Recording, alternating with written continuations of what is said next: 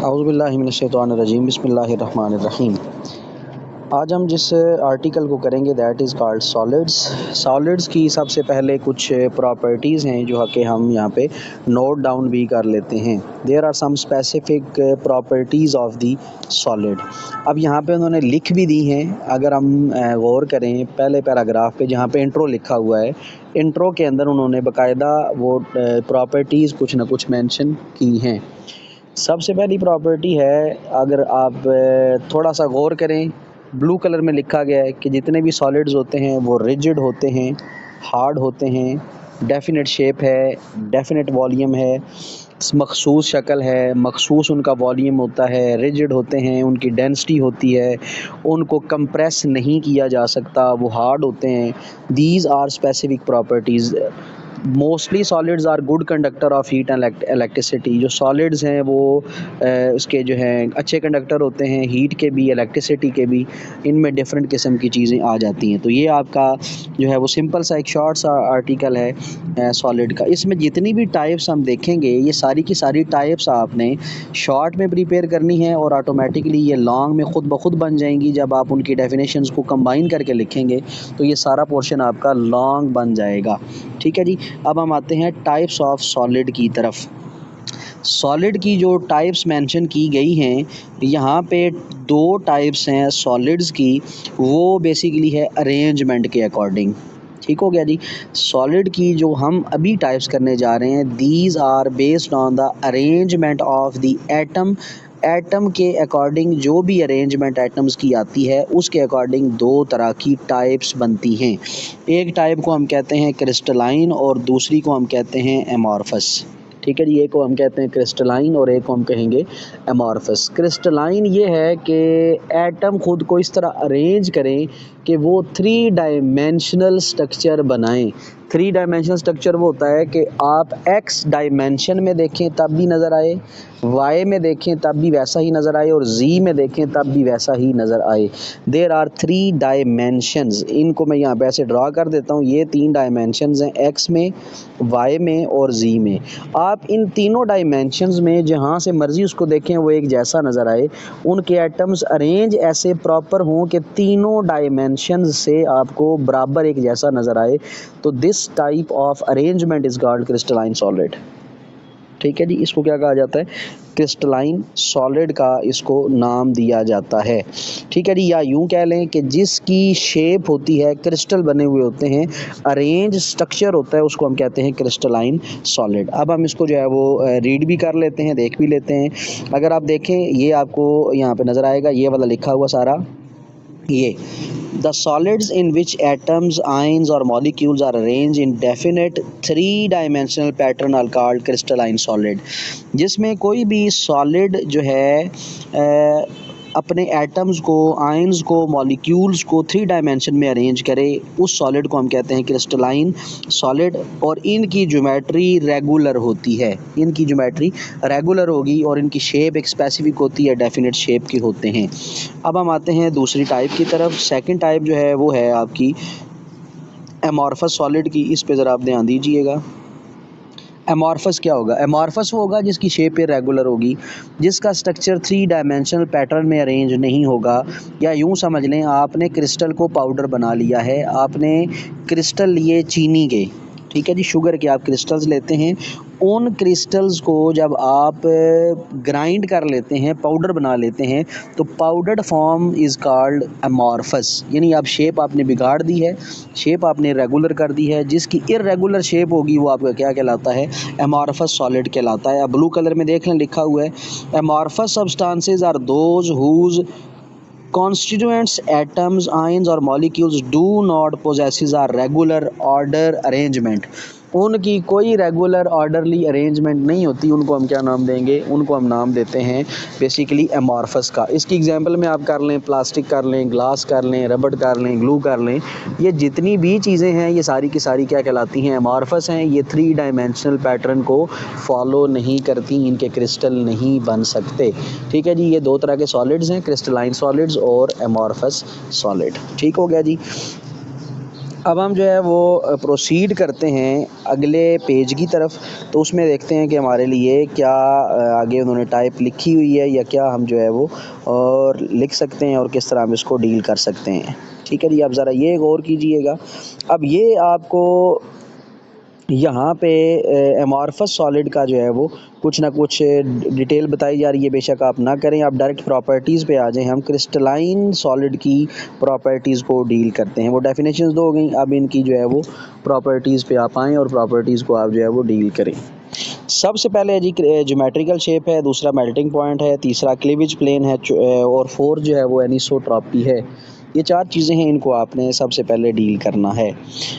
Crystalline solid की पहली property ये है कि इनकी जो भी शेप होगी वो ज्योमेट्रिकल होगी। ठीक है, ज्योमेट्रिकल शेप का मतलब होता है ऐसी शेप जिसको आप मेजर कर सकते हैं, जिसकी आप साइड्स को मेजर कर सकते हैं, वो आपकी ज्योमेट्रिकल शेप कहलाती है। यानी उसके कॉर्नर्स को, उसके एड्स को, उसके एंगल्स को मेजर किया जा सकता हो, वो आपकी ज्योमेट्रिकल शेप कहलाती है। अब हम देखते हैं कि इसमें इन्होंने क्या लिखा हुआ है। सबसे जो फर्स्ट लाइन आपकी स्पॉटलाइट पे गौर करें, all the crystalline solids are definite distinctive geometrical shape. Distinctive कहते हैं जिसकी जो है ना एक स्पेसिफिक शेप होती है, ज्योमेट्रिकल शेप होती है। अब क्यों होती है? Due to definite and orderly arrangement of the atom. इनके एटम आपस में ऑर्डरली अरेंज होते हैं। अब थोड़ा सा इधर बेटे गौर करें स्क्रीन के ऊपर। एक एटम ये लिया मैंने, दूसरा एटम ये लिया, तीसरा ये लिया, चौथा ये लिया, उसके साथ ये एटम्स को जो है वो मैं अरेंज करता जा रहा हूँ। ठीक हो गया जी। अब इस मॉलिक्यूल की ये देखें एक स्पेसिफिक आपको ज्योमेट्री नज़र आ रही है। For example that is a square box. ठीक है जी, क्योंकि इसके पार्टिकल्स, इसके मॉलिक्यूल्स ऑर्डरली अरेंज हैं और आप तीनों डायमेंशंस में इसको चेक करें, एक्स वाई और जी में एक जैसे नज़र आते हैं। अब यूँ समझ लें, सिर्फ छक्का होता है लूडो का, वो जो हम फेंकते हैं छक्का लूडो वाला, तो वो जो दाना सा होता है उसको देखें आप, हर डायमेंशन से चेक करें, वो एक जैसा ही नज़र आता है। सिर्फ उसके नंबर आगे पीछे होते हैं, लगे हुए डॉट्स आगे पीछे चेंज होती हैं, बाकी क्या है वो सारा एक जैसा नज़र आता है। तो बेसिकली इसकी क्या होगी, रेगुलर अरेंजमेंट होती है और ऑर्डरली अरेंज एटम्स होते हैं, इसकी वजह से इसकी शेप जो है वो ज्योमेट्रिकल बन जाती है। ठीक है जी, अब हम फर्दर देखते हैं लाइन नंबर 2 पे। For uh given crystal, the interfacial angle at which the surface intersect are always the same no matter in which shape they are grown। जिस मर्जी शेप में वो ग्रो करें, उनका जो एंगल होगा, सामने जो उनके फेसेस का एंगल होगा वो सेम होगा। मसलन अब मैं एक एग्जांपल देता हूँ आपको इस सेंटेंस को समझाने के लिए। ये आपका बॉक्स है, ये मैं आप देखें क्यूब आपका ड्रा कर रहा हूँ, ये क्यूबिक स्ट्रक्चर ड्रा किया, ये देखें। अब एक फेस इसका जो है वो ये था, इसको मैं अब यहाँ पे हाईलाइट भी करता हूँ। ये एक फेस था ये वाला, जिसको मैंने ग्रीन से मेंशन किया। एक फेस इसका फ्रंट वाला था।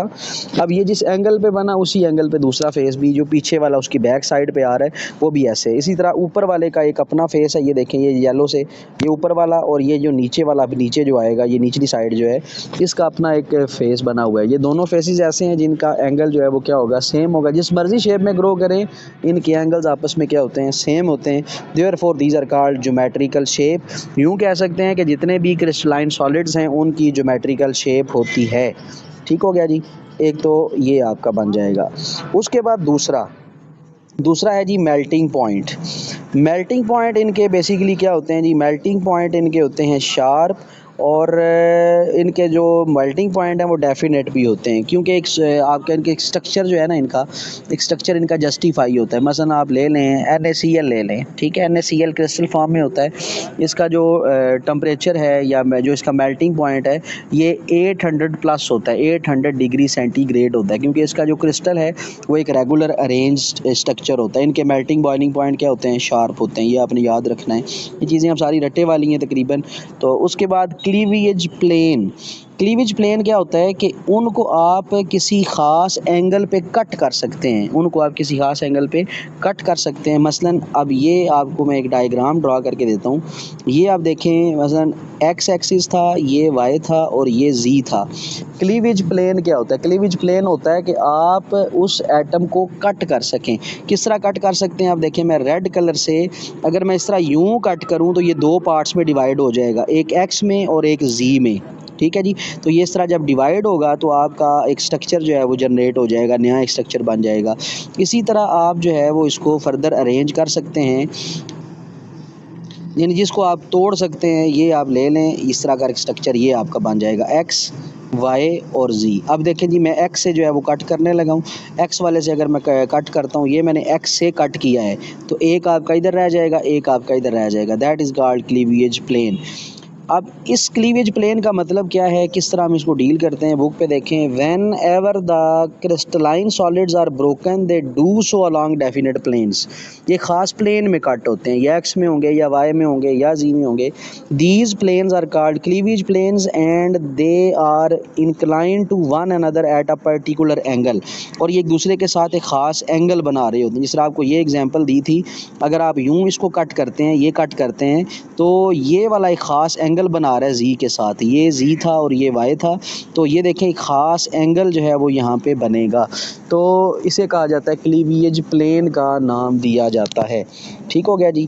तो ये जो प्रॉपर्टी कहलाती है, इसे हम क्लीवेज प्लेन कहते हैं। जितने भी क्रिस्टलाइन सॉलिड्स हैं, ये क्लीवेज प्लेन की प्रॉपर्टी को शो करते हैं।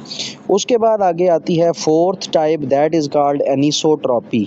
एनिसोट्रॉपी बेसिकली क्या है? एनिसोट्रॉपी ये है कि एक क्रिस्टल लेना है, वो क्रिस्टल अपनी फिज़िकल प्रॉपर्टीज़ के अंदर जो है वो वेरिएशन लेके आता है हर डायरेक्शन में। मसलन एक्स एक्सिस में हो सकता है उसकी फ़िज़िकल प्रॉपर्टी और हो, वाई में उसकी फ़िज़िकल प्रॉपर्टी और हो, जी में उसकी फ़िज़िकल प्रॉपर्टी और हो। तो इस तरह जो इसके अंदर वेरिएशन आ रही होती है, उसको कहा जाता है एनिसोट्रॉपी। ठीक है जी। मसलन रिफ्रैक्टिव इंडेक्स है, कोएफिशिएंट ऑफ थर्मल एक्सपेंशन है। अब ये हर एंगल पे डिफरेंट होता है, और ये हर पोजीशन पे जो है या हर डायमेंशन में इनकी क्या क्राइटेरिया है, ये डिफरेंट होता है। अगर आप ग्लास में डिप करते हैं, पानी के ग्लास में पेंसिल आप डिप करें बिल्कुल वर्टिकल, तो उसका एंगल जो है वो रिफ्रैक्टिव इंडेक्स और होगा। अगर आप थोड़ा सा टेढ़ा करते हैं, तो वो थोड़ा सा एंगल आपका और चेंज हो जाएगा। तो ये चीज़ें जो हैं वो चेंज होती रहती हैं, फिज़िकल प्रॉपर्टी उनकी बदलती रहती है। इसको हम क्या कहते हैं? एनिसोट्रॉपी कहते हैं। इसकी जस्ट आपने डेफिनेशन ही करनी है। ठीक है जी, इतनी डिटेल में नहीं जाना, इसकी जस्ट आपने डेफिनेशन करनी है। डेफिनेशन में रीड कर देता हूँ अगेन। ये डेफिनेशन है इसकी। Some of the crystals show variation in the physical properties depending upon the directions. ये डायरेक्शन पे डिपेंड करते हैं, और इन प्रॉपर्टीज़ को क्या नाम दिया जाता है? एनिसोट्रॉपी इनको जो है वो कहा जाता है। तो इसी के मुताबिक इनकी जो है वो कंडक्टिविटी होती है।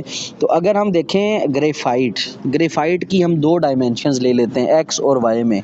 अगर आपने इसको जो है वो एक्स में रखा हुआ है, तो हो सकता है वो अच्छा कंडक्टर हो, और अगर आप वाई में ले जाएं, हो सकता है उसके पार्टिकल्स की अरेंजमेंट आपने ऐसे चेंज की है कि उसकी कंडक्टिविटी जो है वो डिक्रीज़ कर जाए।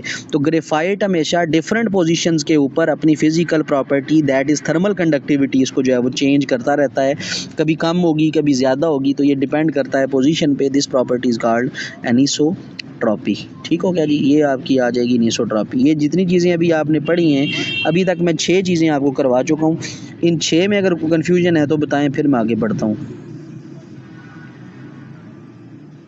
क्रिस्टलाइजेस की डेफिनेशन ये है कि किसी चीज़ को लिक्विड फॉर्म से सॉलिडिफाई कर लेना, उसे कहते हैं क्रिस्टलाइजेस। लिक्विड अगर वो पड़ा हुआ है ना, कोई चीज़ मेल्ट की हुई है, आप उसके सॉलिड स्ट्रक्चर को सामने लेके आएँ, that is called crystallises out. Crystal बना लेना उसके। नहीं, लिक्विड को सॉलिड में कन्वर्ट कर देना, या लिक्विड फॉर्म को सॉलिडिफाई फॉर्म में कन्वर्ट करना, दैट इज़ कॉल्ड क्रिस्टलाइजेस। जी किरण ज़ारा बेटे, क्लियर हो गया? अब सबको क्लियर है? अस्सलाम वालेकुम, क्या हाल है जनाब? ठीक हूँ, सही है, ठीक, अल्लाह का शुक्र जनाब। तुम जनाब? अल्लाह का करम। तनख्वाह देनी है? तनख्वाह देनी इंशाल्लाह, उससे बस एफर्ट पर। Very good, you are homogeneous. आए मैं तेरा 2 गेम खेड सा ठीक हो गया। Good good good, you are homogeneous. आज 2 गेम खेड सा अच्छे कुछ खेड सा नहीं यार। थोड़ी को लाके फिर 3 खेड सा। अच्छा हाँ ना जी, ये अप्रूवल दिया 2 गेम फिर 3 ला सकते। ठीक हो गया जनाब, ठीक हो गया। ठीक हो गया जी बेटे, ये अब क्लियर हो गया आपका 6 पॉइंट्स। अब हम फर्दर प्रोसीड करते हैं नेक्स्ट पेज की तरफ। ठीक है जी, मैं नेक्स्ट पेज शेयर करता हूँ। अब नेक्स्ट पेज पे हम जाएंगे। ये बेटे प्रॉपर्टीज़ आपको अब शो हो रही हैं, ठीक है। अब यहाँ पे इस पेज पे ये 4 प्रॉपर्टीज़ हैं, these are very important for the short में बहुत बार इनकी डेफिनेशंस को पूछा जा चुका है, तो आपने शॉर्ट में भी इनको बहुत अच्छे तरीके से तैयार करना है। और ये बड़ी इंपॉर्टेंट प्रॉपर्टीज़ हैं, ये टर्म्स भी आपके लिए नई हैं, ठीक है। आपने हो सकता है पहले इन टर्म्स के बारे में ना इतना डिटेल में पढ़ा हो, तो आज हम इनकी डेफिनेशंस देखेंगे और देखेंगे कि किस तरह हम इन प्रॉपर्टीज़ को डील कर सकते हैं। These 4 properties are also the properties of the crystalline solid. ये चीज़ें नहीं है, अब इनको हम जो है वो देखते हैं एक एक करके। सबसे पहले हम डील करते हैं सिमेट्री को। सिमेट्री बेसिकली क्या होती है? सिमेट्री बेसिकली ये होती है कि आपने लूडो का जो दाना है देखा होगा, लूडो का दाना देखें, उसके फेस होते हैं, ठीक है जी, उसके फेसेस बने होते हैं 6, ठीक है, 6 उसके फेसेस हैं। वो अपने फेस को रिपीट करता है, ठीक है। फेस को रिपीट कैसे करता है? फर्स्ट के नीचे देखें हो सकता है 6 हो, 3 के नीचे देखें हो सकता है वो 4 हो, इस तरह करके वो अपने एक फेस को रिपीट कर रहा होता है। मैं यहाँ पे ड्रॉ करके भी आपको बता देता हूँ। मसलन ये एक फेस था, ठीक है, इसका फ्रंट भी है, इसका बैक भी है। ये जो अभी मैंने सामने स्ट्रक्चर ड्रॉ किया येलो कलर में, जो मेरे सामने नज़र आ रहा है वो इसका फ्रंट है, और इसके बैक पे भी ज़ाहिर बात है कोई ना कोई पोर्शन प्रेजेंट होगा। अब हम इसको डील करते हैं इस तरह करके, बल्कि मैं रेड से जो है वो दूसरा ड्रॉ करता हूँ ताकि आपको अंदाज़ा हो कि किस तरह हमने इसको फर्दर लेके चलना है। रेड से अब देखें, ये मैं दूसरा इसका फेस ड्रॉ कर रहा हूँ रेड कलर में, ठीक है। एक रेड कलर में जो फेस है वो मेरे सामने है, और येलो वाला फेस क्या है, मेरे पीछे। 2 फेस हो गए। अब देखें, उसके बाद एक फेस ये ऊपर वाला मैंने ड्रॉ किया, इसको मैं ऐसे लाइनें ड्रॉ कर देता हूँ, ये इस तरह बॉक्स बना देता हूँ, ये इसका ऊपर वाला फेस हो जाएगा, ठीक है जी। अब नीचे वाला फेस ड्रॉ करता हूँ, ये इसके नीचे वाला फेस हो गया, ठीक है। अब ये देखें अपने फेसेस को क्या कर रहा है, रिपीट कर रहा है। इसी तरह मैं कलर चेंज करता हूँ, एक फेस जो है वो इसका इस तरह का है, ठीक है, ये, और एक जो है वो इसका ये है। अब देखें, ये जो फेसेस हैं आपस में रिपीट हो रहे हैं। ये एक फेस ग्रीन के साथ, ये ग्रीन के साथ आमने सामने है, रेड वाला रेड के आमने सामने है। उसके बाद ये वाला जो बॉक्स है, ये पिछले वाले बॉक्स के क्या है, आमने सामने है। तो इनके जो एजेस हैं, इनके जो कॉर्नर्स हैं, इनके जो एंगल्स हैं, इनके जो फेसेस हैं, ये अपने आप को रिपीट करते हैं। इसे कहा जाता है सिमेट्री। इसे क्या कहा जाएगा? सिमेट्री कहा जाएगा। सिमेट्री का बेसिकली मतलब होता है किसी चीज़ की स्पेसिफिक शेप। किसी चीज़ की स्पेसिफिक शेप अगर बनती है तो उसको हम क्या नाम देते हैं? सिमेट्री का नाम देते हैं। अब देख लेते हैं रीड करके कि क्या इन्होंने कहा है। The repetition of the faces, edges और angles when a crystal is rotated by 360 along its axis is called symmetry। जब 360 पे आप उसको रोटेट करें तो वो दोबारा अपनी पोजीशन पे वापस आ जाए, वो दोबारा अपनी पोजीशन पे वापस आ जाए, तो उसको कहा जाता है जिसके अंदर सिमेट्री है। बेटे अब थोड़ा एग्जांपल पे गौर कीजिएगा, मैं एग्जांपल अब देने लगा हूँ। ये मैं एक ट्राइंगल ड्रॉ करता हूँ, इसके मैं एज बना लेता हूँ ए, बी और सी, ठीक है जी। अब ये जो एंगल आपका रोटेट होगा, ये अब आपका जाके मसलन मैं कहता हूँ जी ये 90 पे हमने इसको रोटेट करना है, ठीक है जी। 90 पे मैं इसको रोटेट करता हूँ। हर 90 एंगल के बाद डायग्राम आपकी ऐसे ही रहेगी, लेकिन एंगल चेंज हो जाएगा। इधर आपका सी आ जाएगा, इधर ए आ जाएगा, इधर बी आ जाएगा, ठीक है। अब देखिएगा, मज़ीद इसको मैं रोटेट करता हूँ तो क्या होगा? तीसरे नंबर पे डायग्राम मज़ीद रोटेट करता हूँ, ए आपका इधर आ जाएगा, और अब बी आपका ऊपर चला जाएगा, सी आपका नीचे आ जाएगा। इसको फिर मैं एक और जो है वो रोटेशन देता हूँ। जब मैं इसको फोर्थ रोटेशन दूंगा, वो भी 90 डिग्री की, ये आपने पहले ली, ठीक है, ये 90 डिग्री पे था। इस मॉलिक्यूल को उठा के मैंने 90 डिग्री पे और घुमाया है। अब देखें, सी ए की जगह पे चला गया, ए जो है अब वो नीचे बी की जगह पे आ गया था। ये वाली डायग्राम, तीसरी डायग्राम ये है, पहली डायग्राम, दूसरी डायग्राम, तीसरी डायग्राम और चौथी ये ड्रा कर रहा हूँ। अब क्या करना आपने, जब इसको मज़ीद आप रोटेट करेंगे, तीसरी से चौथी पे जब आप आएंगे तो अब क्या होगा?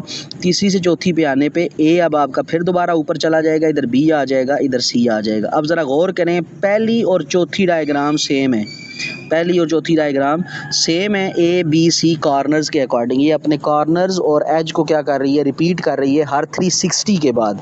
90 plus 90 180, 180 plus 90 270, 270 plus 90 that is called 360। हर 360 पे अपने एंगल्स को जो रोटेट करती है, एज को रोटेट करती है, फेसेस को रिपीट करती है, दैट इज़ कॉल्ड सिमेट्री। ठीक हो गया जी? ये बेटे क्लियर हुआ तो बताएं मुझे ज़रा, ये सारे ज़रा बताएं, क्योंकि ये चीज़ आपके लिए नई थी और आपने इसको पहली बार पढ़ा होगा, तो मुझे बताएं कि सिमेट्री क्लियर हो गई है सबको।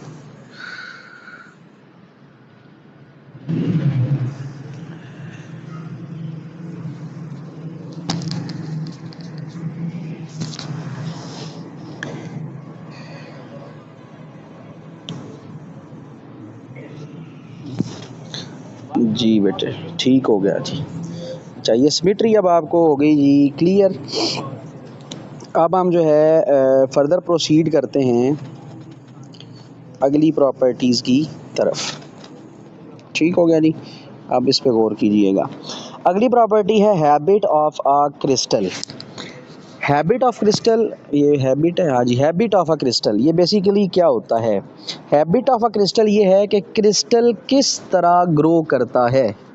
मसलन एक आपने लिक्विड लिया, उस लिक्विड को सॉलिडिफाई आपने करना है। मसलन हम लेते हैं बेंजोइक एसिड।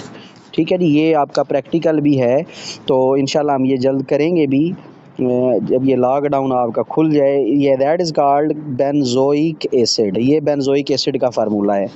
जब हम बेंजोइक एसिड पानी में डालते हैं, ये पानी में डिज़ोल्व नहीं होता, उसकी वजह कि बेंजोइक एसिड आपका कोवलेंट है और पोलर, आप जो वाटर जो है वो पोलर है, यानी बेंजोइक नॉन पोलर है और वाटर जो है वो पोलर है, ये दोनों डिज़ोल्व नहीं होते। अब हम क्या करते हैं, अब हम इस बेंजोइक एसिड को जो पानी के अंदर पड़ा हुआ है हीट करते हैं, उस वाटर को हीट करते हैं, उस सोल्यूशन को हीट करते हैं। हम उसको इतना हीट करते हैं कि बेंजोइक एसिड मजबूरन पानी के अंदर डिज़ोल्व हो जाता है। ठीक है जी, बेंजोइक एसिड वाटर के अंदर मजबूरन डिज़ोल्व हो गया है। जो ही आपने उसको हीट करके डिज़ोल्व किया, थोड़ी देर के लिए आप छोड़ दें। जो ही आप छोड़ेंगे, जो पानी ठंडा होना शुरू होगा, वो जो आपने बेंजोइक एसिड डिज़ोल्व किया है वो क्रिस्टल की फॉर्म में पानी से बाहर आना शुरू हो जाएगा। उसके क्रिस्टल आपको पानी के अंदर नज़र आएंगे, वो अनडिज़ोल्व्ड फॉर्म अगेन सामने आना शुरू हो जाएगी। जिस शेप में अब वो क्रिस्टल ग्रो करेगा, इसे कहते हैं हैबिट ऑफ अ क्रिस्टल। वो नीडल लाइक जैसा सुई होती है, इस तरह भी हो सकता है। जिस तरह बर्फ़ के गोले गिरते हैं, वो छोटे छोटे गोले जो होते हैं, इस तरह करके वो बॉल लाइक स्ट्रक्चर हो सकता है, छोटे छोटे दानों की शक्ल में हो सकता है, पाउडर की फॉर्म में हो सकता है। ये जो क्रिस्टल की ग्रो करने की आदत है, उसको कहा जाता है हैबिट ऑफ अ क्रिस्टल, यानी किस शेप में क्रिस्टल जो है वो ग्रो करेगा, इसे कहा जाता है habit of a crystal. That is very important for a chemistry student कि जब भी आप किसी अनडिज़ोल्व्ड चीज़ को ज़बरदस्ती डिज़ोल्व करने की कोशिश करते हैं, तो ज़बरदस्ती जो चीज़ डिज़ोल्व होती है, तो उसके बाद जो ही कूल डाउन होगी, वो दोबारा उस सॉल्यूशन के अंदर से क्रिस्टल की फॉर्म में बाहर निकलना शुरू हो जाएगी। तो उस क्रिस्टल की फिर डिफरेंट शेप्स होती हैं, वो क्रिस्टल जो है वो अपनी शेप्स के मुताबिक ग्रो करेगा। तो इसे कहा जाता है हैबिट ऑफ अ क्रिस्टल। ठीक हो गया जी, इसे हम क्या नाम देते हैं, हैबिट ऑफ अ क्रिस्टल का नाम देते हैं। ठीक हो गया जी। अब ज़रा इसको रीड कर लेते हैं, यही हमारा आखिरी आज का पॉइंट होगा, क्योंकि अभी क्लास के आपके 10 मिनट जो है वो मेरे पास शो हो रहे हैं कि क्लास 24 पे ओवर हो जाएगी, क्योंकि जूम की मीटिंग हमने 44 पे स्टार्ट की थी, तो ये मेरे ख्याल में जल्दी एंड हो जाएगी। तो अभी आप देख लें हैबिट ऑफ अ क्रिस्टल क्या है। हैबिट ऑफ क्रिस्टल बेसिकली क्या है, the shape of a crystal in which it usually grow is called a habit of crystal. तो जिसमें ये वो ग्रो करेगा वो क्या कहलाती है, उसकी जी हैबिट ऑफ क्रिस्टल।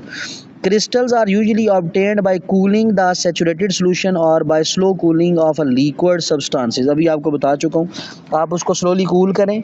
ठीक है, यानी आपने हीट किया है, उस सैचुरेटेड सॉल्यूशन जो आपने बनाया है खुद से आपने उसको हीट करके डिज़ोल्व किया था। अब कूल करें, कूल करने पर वो क्या करेगा, क्रिस्टलाइजेज आउट हो जाता है, वो बाहर निकल आएगा। लाइन नंबर 3 पे गौर करें। These are formed by growing in various direction। ये हर डिफरेंट डायरेक्शन में ग्रो करेंगे। If the conditions of for growing a crystal are maintained, then the shape of the crystal always remain the same। अगर उसकी condition grow करने की आपको पता चल जाए, ये नीडल लाइक स्ट्रक्चर ग्रो करता है हमेशा, तो जाहिर बात है उसकी शेप भी फिर आपको पता होगी। उसकी शेप क्या होगी, नीडल लाइक शेप होगी। अगर वो क्यूब की फॉर्म में ग्रो करता है तो उसकी शेप क्या होगी, क्यूबिक फॉर्म में होगी। तो जिस तरह वो ग्रो करेगा उसी के मुताबिक उसकी शक्ल जो है वो सूरत बनती है। अब यहाँ पे उन्होंने एक एग्जांपल दिया, उस एग्जांपल को देख लेते हैं। For example, a cubic crystal of NaCl become needle like when 10% urea is present in the solution as an impurity। अब आपने क्या किया, आप इसको समझें। आपने पानी लिया, पानी के अंदर NaCl डाल दिया, नमक आपने डिज़ोल्व कर लिया। अब आपने क्या किया, 10% यूरिया डाला, मसलन 90 ml। ठीक है, इसको समझें। 90 ml आपने वाटर लिया और 10 जो है आपने ग्राम जो है यूरिया लिया, आपने इनको मिक्स कर दिया, ठीक है। ये बना आपका 10% यूरिया का सोल्यूशन, 10% यूरिया का सोल्यूशन। 90 ml पानी, उस 90 ml पानी के अंदर 10 ग्राम यूरिया डिज़ोल्व करें तो आपका क्या बनता है, वो 10% यूरिया सोल्यूशन, 10% यूरिया सोल्यूशन। अब ये 10% यूरिया का जो सोल्यूशन है आप NaCl वाले सोल्यूशन में डाल दें। जो ही आप ये NaCl वाले सोल्यूशन में डालेंगे, NaCl नीडल की फॉर्म में बाहर निकलेगा और बड़ा प्यारे क्रिस्टल इसके बनते हैं NaCl के। तो NaCl जो है वो नीडल लाइक स्ट्रक्चर जो है वो ग्रो करता है। तो हम इसमें फिर जो है वो कहते हैं कि ये NaCl का हैबिट ऑफ क्रिस्टल है कि NaCl का क्रिस्टल इस तरह जो है वो ग्रो करता है। ठीक हो गया जी। तो ये आपने अभी तक बेटे पढ़ ली हैं 8 चीज़ें, ठीक है जी। 8 चीज़ें आपने ये तैयार भी करनी है अच्छे तरीके से। अगर इनमें किसी का कोई क्वेश्चन है तो बताएं जी। बेटे ट्राइंगल थी, वो ट्राइंगल हमने जो है वो ली है, वो ली है जो आइसोस्केल ट्राइंगल कहलाती है, यानी जिसके दो साइडें बराबर होती हैं, ठीक है। ये ट्राइंगल जो ली थी बेटे, ये वाली ली थी हमने, ठीक है। इसकी ये देखें, ये 2 साइडें बराबर थी, इसे आइसोस्केल ट्राइंगल कहते हैं, ठीक है। तो इस ट्राइंगल के अकॉर्डिंग हम जो है चल रहे हैं। और कोई क्वेश्चन है तो बताएं जी। ज़ैनब खुरम बेटे, क्या क्वेश्चन है?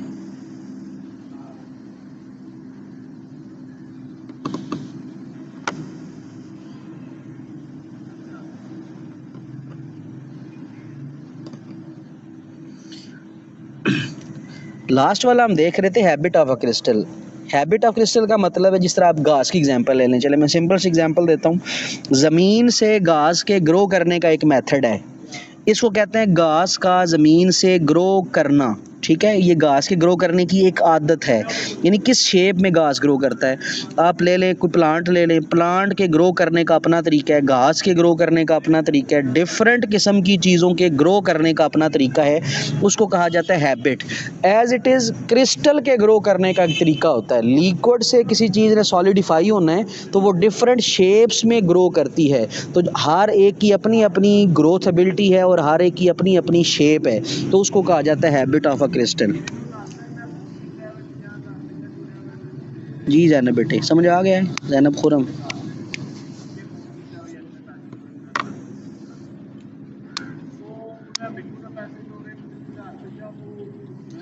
जी ठीक हो गया, ठीक है जी बेटे।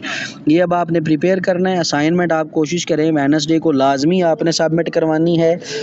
खुदा के दे दें या किसी के हाथ भेज दें, लेकिन आपने वेडनेसडे को लाजमी सबमिट करवानी है। और फिर मैं आपको बता दूंगा कलेक्ट आपने कब करनी है, ठीक है। वापस भी ले लीजिएगा क्योंकि उस पर नंबर फिर लगा के मैं आपको दूंगा, ठीक है। वो बाकायदा चेक भी होगी। तो वेडनेसडे को आपने सब ने लाजमी सबमिट करवानी है, ठीक है। जिसकी नहीं आएगी वेडनेसडे को, उसके नंबर कम होते जाएंगे, ठीक है। 5-5 नंबर मैं काटता जाऊंगा हर रोज़ के, ठीक है। तो इसीलिए जो है वो करें, उसको जितने होते हैं वो क्वेश्चन तो करें, बाकी जिसकी सबसे अच्छी होगी उसका PDF बना के मैं ग्रुप में आपको भेज दूंगा, उसको फिर कॉपी कर लीजिएगा या उसी को याद कर लीजिएगा, ठीक है जी। ठीक है बेटे, आज के लिए इतना ही। अल्लाह हाफिज़।